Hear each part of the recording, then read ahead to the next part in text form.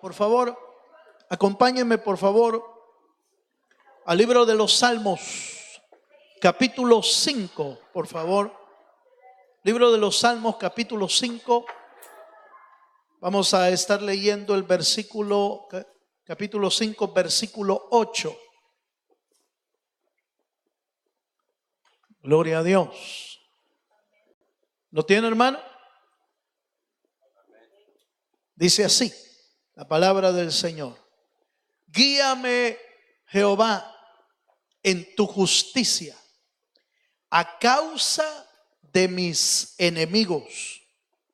Endereza delante de mí tu camino. Oiga esto, voy a repetirlo. Guíame, Jehová, en tu justicia, a causa de mis enemigos. Endereza delante de mí tu camino. Amén. Fíjese que al revisar este texto, al analizar este texto, vino a mi mente el deseo que el salmista tenía al escribir este pasaje. Era hacer una petición muy especial al Señor. Y esa petición especial era que por favor enderezara el camino que Dios quiere para nuestra vida.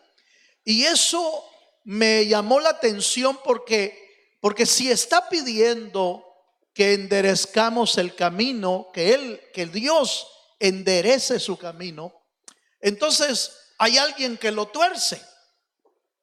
Hay alguien que le pone obstáculos. Hay alguien que está estorbando el camino.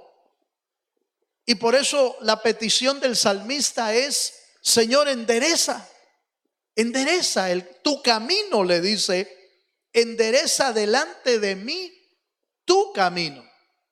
Entonces, la razón por la que el salmista pedía esto es porque logró ver y logró entender que hay enemigos espirituales que se encargan de torcer ese camino, de estorbar ese camino, de poner obstáculos en ese camino.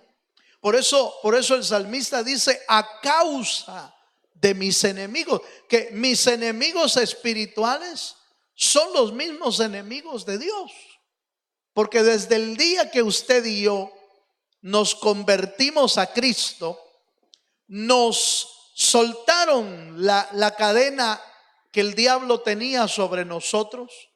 Pero ese rompimiento de cadena, o esa potestad que estaba sobre nuestra vida, porque la Biblia dice que en el tiempo en el que no conocimos al Señor, de hecho al diablo se le llamaba que era el Padre nuestro, como le dijeron a los judíos y le dijeron a los fariseos: si fuerais vosotros hijos de Abraham, le dijo, harían las obras de vuestros padres.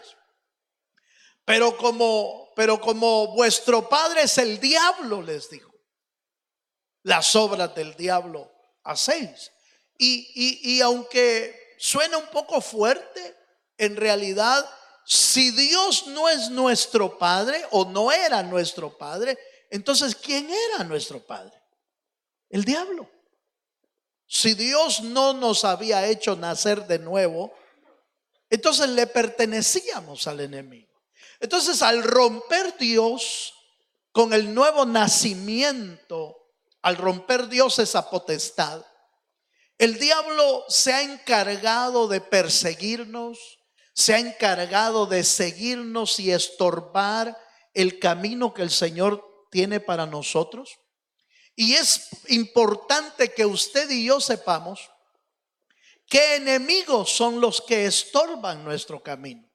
Y entonces en la Biblia uno encuentra por lo menos 3 o 4 enemigos espirituales que están tratando de detenernos y están tratando de estorbar nuestra vida. Veamos, por favor, acompáñeme a la Biblia y acompáñeme a Efesios capítulo 6, versículos 12 y 13. Y por supuesto, el adversario o el enemigo más clásico de la Biblia para el cristiano, pues es el diablo, es Satanás, que el Señor lo reprenda. Amén, hermano. De hecho, la palabra Satanás significa adversario, eso significa. Pero Efesios 6, 12 y 13 nos explica con claridad la batalla que tenemos espiritual. 6, versos 12 al 13 dice: porque no tenemos lucha contra sangre y carne, sino contra principados, contra potestades, contra gobernadores de las tinieblas de este siglo, contra huestes espirituales de maldad en las regiones celestes. Oiga lo que dice este pasaje: por tanto, tomad toda la armadura de Dios para que podáis resistir en el día malo, y habiendo acabado todo, estar como, hermano. La misión del cristiano, mientras llega a la meta, que es en Cristo, el cielo, la misión del cristiano es mantenerse firme, mantenerse, hermano, sólido en la fe y en el cristianismo, en el evangelio de Cristo, pues me quiero referir. Es indudable, hermano, que el diablo va a hacer todo lo necesario para estorbarnos el camino. Yo no sé si usted ya se dio cuenta, pero en el camino uno se encuentra muchos estorbos. Se encuentra mentiras, se encuentra obras del enemigo, cadenas espirituales a través del pecado, a través de muchos tipos de pecado en nuestra vida. Son estorbos que el diablo quiere seguir teniendo en nosotros para que nosotros no busquemos al Señor.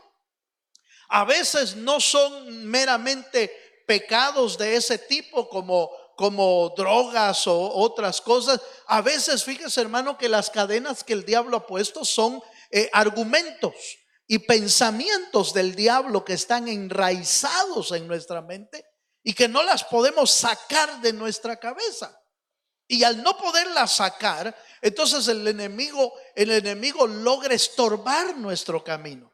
Por eso la Biblia habla de la armadura, y en la armadura, por ejemplo, hay un yelmo. ¿Se acuerda usted, hermano, que Efesios habla del yelmo de la fe? Es decir, un casco para nuestra cabeza. ¿Por qué? ¿Por qué se necesita ese casco para nuestra cabeza? Para cubrir nuestros pensamientos, para cuidar nuestra manera de pensar, para que nuestra mente sea renovada por el Espíritu y nuestra mente no esté, hermano, no esté a disposición del diablo. Hay una coraza también ahí dentro de la armadura que simboliza el cuidado de los sentimientos, el cuidado de aquellos sentimientos que a veces el enemigo tira también a nuestro corazón, resentimientos, amarguras, tristezas, odio. Hermano, el odio no es, oiga esto, el odio no es un fruto de Dios, el odio es un fruto de las tinieblas. ¿Cuántos me están entendiendo? El odio no es un fruto de las tinieblas. Es un fruto, perdón, de las tinieblas. No es un fruto de Dios. El odio puede comenzar como una obra de la carne, pero el odio puede llegar más allá, movido por espíritus del enemigo. Por eso dentro de la armadura de Dios existía una coraza que cubría todo el pecho, cubriendo los sentimientos, cubriendo el corazón. El casco servía para cubrir la mente. Y hermano, cada cristiano hoy en día necesita esa armadura. ¿Cuántos dicen amén? ¿Por qué? Porque la batalla sigue. La batalla sigue en pie. La batalla no terminó con los creyentes que vivieron en el tiempo de la Biblia. Eso fue hace casi ya 2000 años. La batalla continúa mientras la iglesia de Cristo esté aquí en la tierra. la batalla contra el diablo continúa. ¿Cuántos dicen amén? ¿Por qué? Porque su misión, la misión del diablo, es tratar de estorbar y detener en el camino hacia la vida eterna, detener a todos los creyentes que pueda. ¿Para qué? Para destruirlos, para desviarlos del camino, para desanimarlos del camino, para que vuelvan atrás. Por eso usted encuentra en el apóstol Pedro diciendo: el diablo anda como león rugiente buscando a quien devorar. ¿Cuántos dicen amén?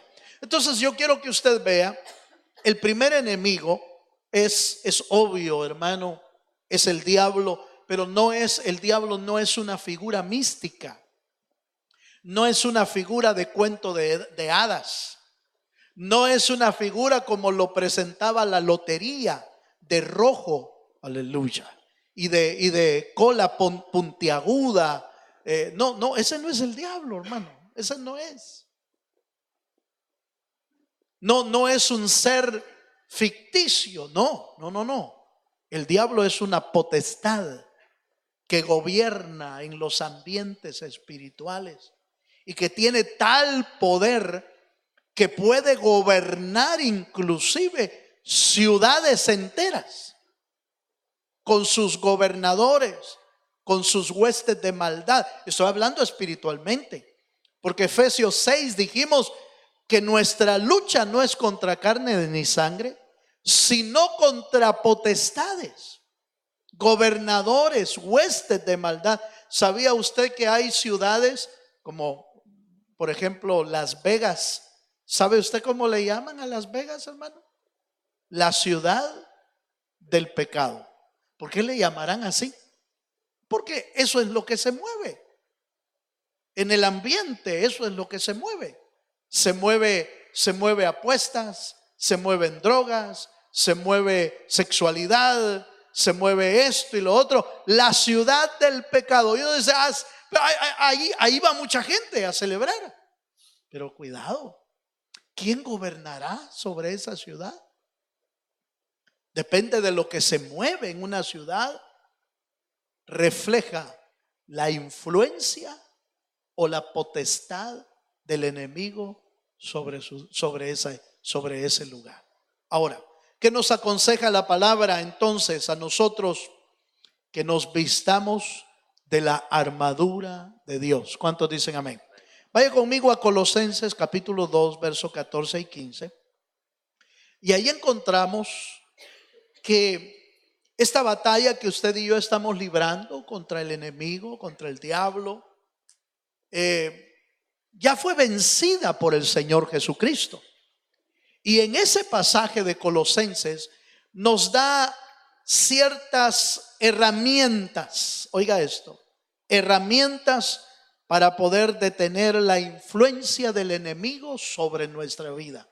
Colosenses capítulo 2, verso 14 y 15, dice la escritura: anulando el acta de los decretos que había contra nosotros, que nos era contraria, quitándola de en medio y clavándola en la cruz.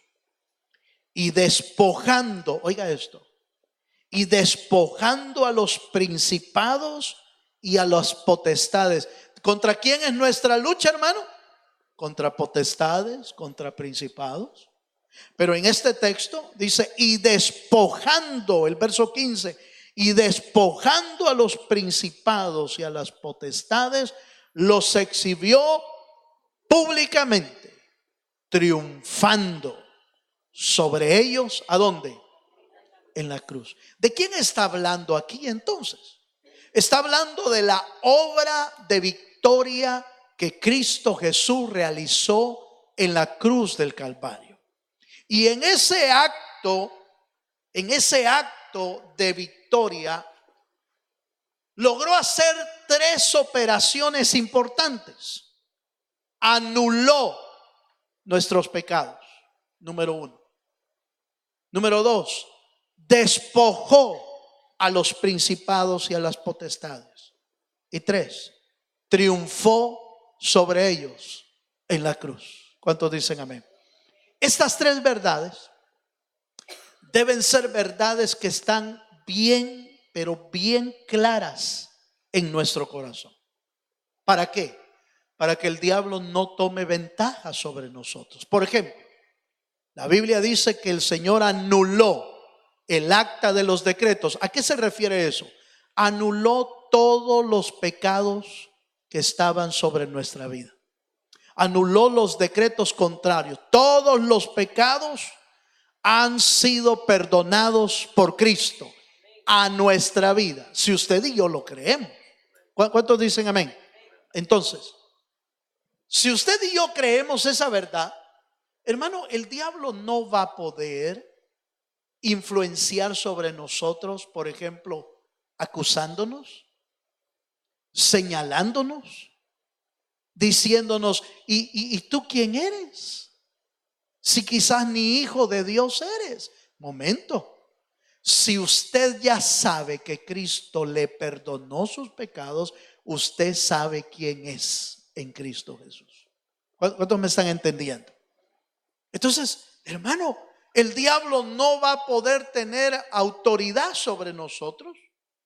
No va a poder señalar nuestros pecados, porque inmediatamente usted y yo podemos decir: Cristo me perdonó con su sangre preciosa. Cristo pagó por mis pecados en la cruz del Calvario. Cristo limpió mis pecados y Cristo pagó mi deuda. Esas son las verdades que deben de estar en nuestro corazón. Y si eso está ahí, hermano, el diablo no va a poder acusarte. ¿Cuántos dicen amén? No va a poder acusarte, porque tienes claro lo que Dios ha hecho en tu vida. Él anuló el acta que nos era contraria, pero dice también que los despojó. Y la palabra despojar es quitar toda autoridad que ellos tenían sobre nuestra vida. Él los despojó. Cuando una persona le ha sido quitada su autoridad o su poder sobre alguien, entonces no tiene cómo seguir influenciando y seguir afectando nuestra vida. Pero nosotros tenemos que tenerlo claro, hermano. Si no, el diablo viene, te tira una mentira y uno dice: de veras va. Ya lo logró influenciar con una mentira. Lo logró engañar, logró afectarle su alma, logró afectarle su corazón. ¿Por qué? Porque usted no ha tenido claro, no tiene claro que el Señor ya despojó a esas autoridades, que el Señor triunfó sobre ellos en la cruz del Calvario. ¿Cuántos dicen amén? Vea conmigo un texto más, Lucas capítulo 10, versículo 19.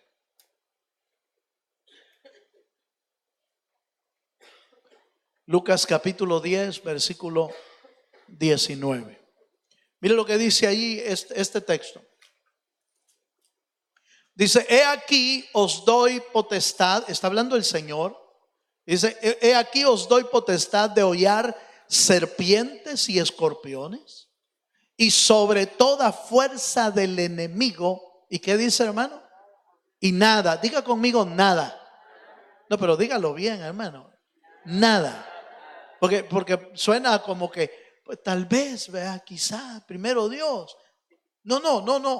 La Biblia dice que les dio potestad sobre serpientes y escorpiones. No está hablando de serpientes y escorpiones físicas.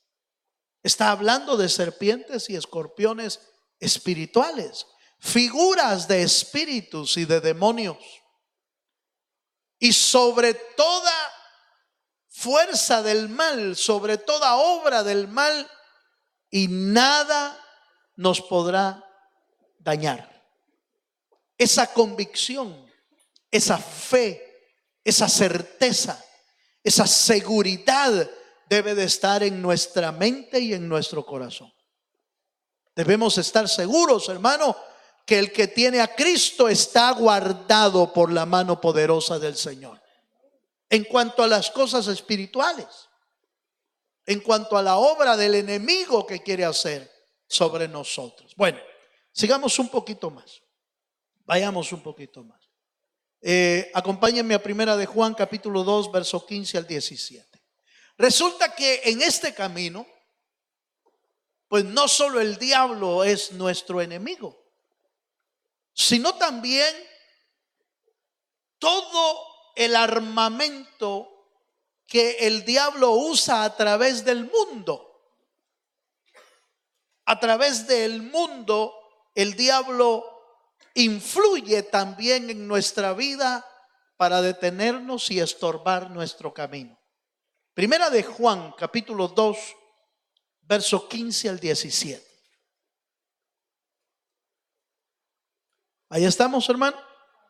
Dice, no améis el qué, hermano, al mundo, ni las cosas que están en el mundo. Si alguno ama al mundo, el amor del Padre no está en él. Porque todo lo que hay en el mundo, los deseos de la carne, los deseos de los ojos, la vanagloria de la vida, no proviene del Padre, sino del mundo. Y el mundo pasa y sus deseos, pero el que hace la voluntad de Dios permanece para siempre. Fíjese que con este texto pareciera, hermano, que pone a todo lo que hay en el mundo de cabeza, ¿va? De plano, porque dice, no améis al mundo, ni nada de lo que hay en el mundo, porque todo lo que hay en el mundo es en contra de las cosas de Dios. Y entonces uno dice, Dios mío, ¿y entonces qué podemos hacer? Alguien me preguntó, hermano, ¿y entonces puedo ir a jugar fútbol? Sí, pero ¿no es del mundo el deporte? Aleluya. Fíjese que la Biblia dice, el apóstol Pablo dice una verdad tremenda y dice, todo te es lícito, pero no todo te conviene. Entonces, el Señor nos ha dado la libertad y la capacidad de que podamos discernir entre las cosas que nos convienen y entre las cosas que no nos convienen. Usted y yo podemos ir donde queramos, pero usted debe de analizar dónde va a ir. ¿Por qué? Porque depende de lo que hay ahí, puede afectar su alma o no. Entonces uno tiene que aprender a discernir entre lo bueno y entre lo malo. A discernir entre lo que es santo y lo que es profano. A discernir entre lo que viene de Dios y lo que no es de Dios. Por ejemplo, todos sabemos, cuando la Biblia dice, está hablando del mundo, no está hablando del globo terráqueo, no está hablando de la tierra, no está hablando de la naturaleza, no está hablando de las montañas, no está hablando del mar, no está hablando, hermano, de un lugar bonito. No está hablando de... Cuando habla del mundo, está refiriéndose al sistema que el diablo gobierna y que está tratando de desviar nuestra vida hacia la búsqueda que no sea de Dios, sino de Él. Entonces, la Biblia dice que Dios hizo... ¿Cuántos sabemos que Dios creó la tierra, hermano? El libro de los Salmos dice, Dios, hermano, que a Dios le pertenece todo. La tierra y su plenitud le pertenecen al Señor. Entonces, ¿de qué realmente está hablando la Biblia cuando dice no amemos al mundo? No está hablando de la tierra. Está hablando de todo aquello que se agrada en pecar, que se agrada en hacer lo malo, que se agrada en ir en contra de las cosas de Dios. De eso está hablando. De tal manera que no es pecado si usted va al mar depende de qué es lo que va a hacer en el mar. Aleluya. ¿Sí? ¿Sí me estoy dando a entender? Depende de qué es lo que va a ir a hacer allí. No es pecado si usted va a jugar fútbol un día, pero si deja ir a buscar a Dios por jugar fútbol, ahí hay un problema. Depende, hermano, de cómo usted y yo manejamos las cosas, y depende de lo que hacemos. Alguien dijo, uy, el internet y todo eso es pecado. Depende de lo que vea. Porque el internet puede servir para muchas buenas cosas.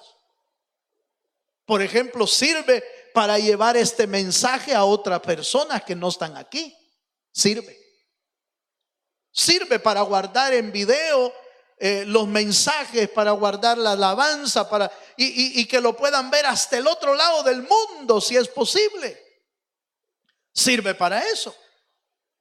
Entonces, ¿cuándo se hace pecado algo? Cuando lo usamos para el mal, cuando lo usamos para pecar. Allí se convirtió algo en pecado. ¿Cuántos me están entendiendo? Hace algunas décadas, algunos hermanos cristianos y famosos inclusive le llamaban a la televisión, le llamaban la caja del diablo. No sé si usted oyó alguna vez eso. Eso fue hace algunas décadas. La caja del diablo, decía, era el televisor. Pero en realidad no es el televisor el problema. El televisor no es el problema, es el corazón el problema. Lo que uno pone para ver en el canal, ese es el problema. Lo que hay en el corazón. ¿Cuántos me están entendiendo, hermano?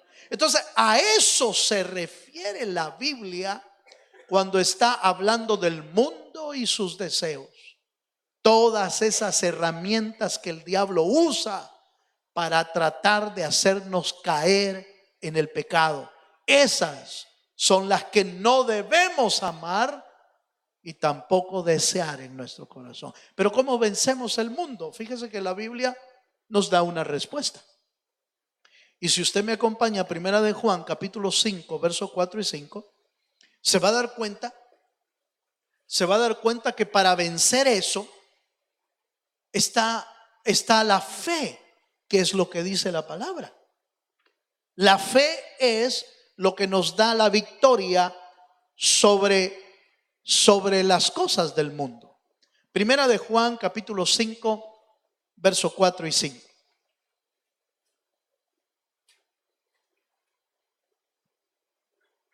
Ahí estamos, hermano.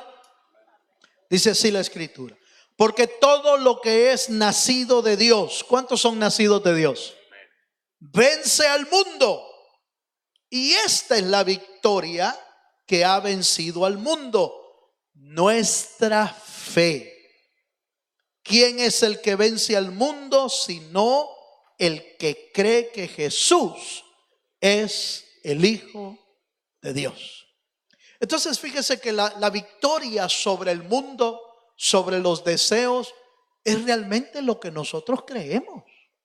Si usted cree en la palabra, si usted cree en Jesucristo, si usted cree en sus mandamientos, eso le va a permitir decirle no al mundo, no al pecado, no a las cosas que me quieren desviar del camino del Señor. No lo hago porque la iglesia me lo prohíbe. No lo hago porque el pastor dice que eso es malo. No, lo hago porque creo en la palabra del Señor. Creo en el Señor Jesucristo. Es Él el que nos ha dicho que nos apartemos del mundo. Es el que nos ha dicho que nuestra fe puede vencer al diablo y puede vencer al mundo también. ¿Cuántos dicen amén, hermano? El día domingo estuvimos hablando acerca de el justo vivirá. ¿Por qué dice, hermano?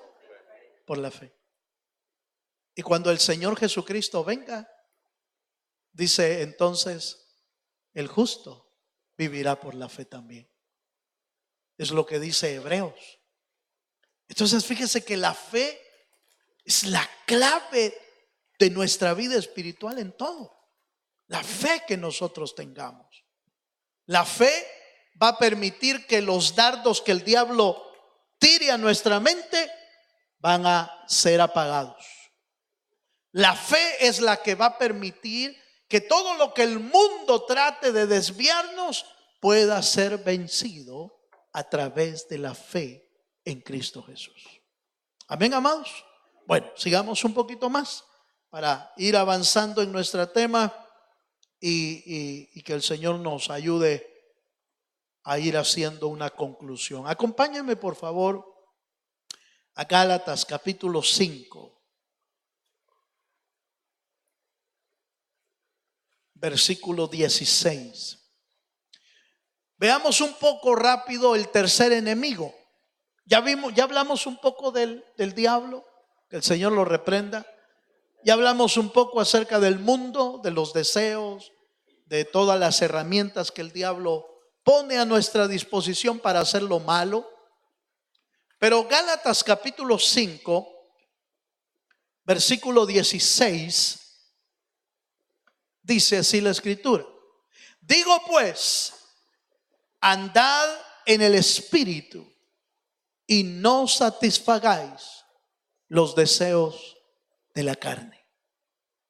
Cuando la Biblia habla de la carne en ciertos textos como este, no se está refiriendo al cuerpo humano. Se está refiriendo al área de nuestra vida que no ha sido rendido a la voluntad de Dios. Esa es la carne. Pablo también le llama el viejo hombre. Esa área de nuestra vida que se rebela contra Dios, que no quiere hacer la voluntad de Dios, que sabe que es hacer lo bueno, pero dice: ay, pero es que es mejor hacer lo malo. Esa es la carne. Ese es el viejo hombre. Aquella área de nuestra vida que sabe que es mejor orar, pero que uno dice: hoy no tengo ganas de orar. Aleluya. ¿Ha oído usted esa parte de nosotros que a veces nos dice: hoy no tengo ganas de orar? Hoy no tengo ganas de leer la Biblia, no tengo ganas. Hoy no tengo ganas de ir al culto. No tengo ganas. ¿Sabe qué es eso? Es la carne. Es el viejo hombre. Es el viejo hombre que lucha y batalla contra el nuevo hombre que la Biblia dice que es el nuevo hombre. Busca lo espiritual. El viejo hombre busca lo carnal, busca lo malo. El viejo hombre siempre busca lo malo, pero el nuevo hombre siempre busca lo bueno. Entonces, adentro de nosotros tenemos una batalla, tenemos una lucha interna entre hacer lo bueno y hacer lo malo. Y no necesariamente es el diablo ese. Uy, es que el diablo, no, es la carne, es el viejo hombre. Por eso el apóstol Pablo, ahí en Gálatas que leímos, dice: andad en el espíritu y no satisfagáis los deseos de la carne. Fíjese que usted y yo tenemos un tiempo de reacción cuando la carne, inclusive cuando el diablo viene y nos tira una mentira, o la carne no quiere que hagamos lo bueno. Usted y yo tenemos un tiempo de reacción en ese momento. Ese tiempo de reacción es bien importante, porque de ese tiempo de reacción depende la acción que usted va a tomar más adelante. Por ejemplo, cuando de repente el diablo o la carne le dice: no, hoy no vayas al culto, usted tiene un tiempo de reacción. Ese tiempo de reacción son segundos, minutos quizás, en el que uno puede decir, no, pero es mejor, no dice la Biblia, usted lo habrá leído, lo hemos cantado inclusive, no dice la Biblia que estar en los atrios de Jehová un día es mejor que, ¿qué dice? Que 1000 fuera de ellos. Entonces, en ese tiempo de reacción, usted y yo le podemos decir a nuestra alma, a nuestro viejo hombre, no vas a hacer o no voy a hacer lo que tú dices. Voy a hacer lo que Dios quiere. Y lo que Dios quiere es que busque el rostro del Señor. Es tiempo, un tiempo. ¿Sí me estoy dando a entender, hermano? ¿Cuánto tiempo tiene para hacer eso? Segundos. Si usted lo logra hacer en esos segundos, entonces usted toma la decisión correcta. Dice, me voy al culto, me voy a hacer lo bueno, voy a leer. Cuando usted siente que, mire hermano, cuando usted siente que los ojos se le están cerrando porque tiene sueño, estoy hablando de cuando va a leer las escrituras en la noche. Y usted dice, ay, pero no sé si leer porque ya no aguanto el sueño. Fíjense, pero usted tiene segundos para reaccionar y decirle, no, pero la Biblia dice que escudriñemos las escrituras porque en ellas hay vida eterna. Yo voy a leerla, porque mire, hermano, porque le aseguro que si pone una película no se duerme. Aleluya. Si pone la novela no se duerme. Es el alma, es el viejo hombre. Pero cuando usted y yo tomamos esos segundos para reaccionar y reprender y decir, no, yo voy a hacer lo que Dios quiere que haga. ¿Cuánto me están entendiendo? Usted está poniendo en su lugar al viejo hombre. Está poniendo en su lugar la carne. Está poniendo en su lugar a su alma. Alma, ¿se acuerda usted del salmista? El salmista David, cuando dice, alma mía, bendice a Jehová y no te olvides de ninguno de sus beneficios. Él es el que te corona de favores. Él es el que perdona tus iniquidades. Él es el que te saca del hoyo. Mire hermano, fíjese que David tuvo que darle argumentos a su alma para que el alma reaccionara, para que el alma hiciera lo que Dios quería que hiciera. Nosotros tenemos que poner en nuestro lugar a nuestra carne, a nuestro viejo hombre. Pongámoslo en el lugar correcto, bajo las órdenes de Dios. ¿Cuántos dicen amén? Bajo la sujeción del Espíritu. Pongámoslo en su lugar. Pongámoslo en su lugar, hablándole y diciéndole la palabra, sacando la palabra y dándole a conocer que usted y yo queremos hacer la voluntad del Dios de los cielos. ¿Cuántos dicen amén, hermano? ¿Me está entendiendo, hermano? Bueno, veamos un pasaje más. Voy terminando. Acompáñenme por favor a Juan capítulo 15, versículo 5. La clave para el viejo hombre, para vencer al viejo hombre, es estar crucificado con Cristo Jesús. Es ir a la cruz con Cristo. Pablo decía, con Cristo estoy juntamente crucificado. Ya no vivo yo, mas Cristo, ¿qué? Vive en mí. Así se vence la carne. Así se vence el viejo hombre. Permitiendo oír a la cruz y ser crucificado con nuestro Señor Jesucristo también.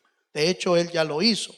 Juan capítulo 15, verso 5 dice, Yo soy la vid, vosotros los pámpanos. El que permanece en mí y yo en él, este lleva mucho fruto, porque separados de mí, nada podéis hacer. Hay una gran diferencia entre dar fruto y obrar conforme la carne. Hay una gran diferencia.